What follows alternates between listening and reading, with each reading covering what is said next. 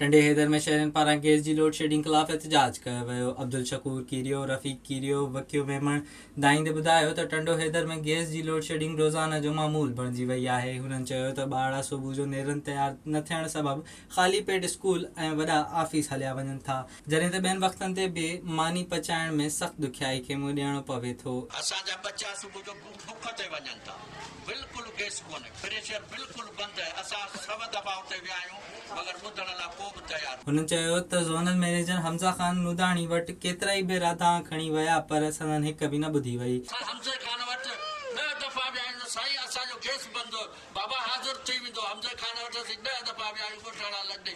हीअ हालात वारा असांजो बयान रिकॉर्ड ते टंडे हैदर में गैस कोन्हे, सॼो टंडो हैदर परेशान आहे। शहरनि मुतालबो कयो त गैस जी लोड शेडिंग घटाए साणनि इंसाफ़ कयो वञे। विज़िट कयो अवामी आवाज़ मीडिया ग्रुप जी वेबसाइट awamiawaz.pk।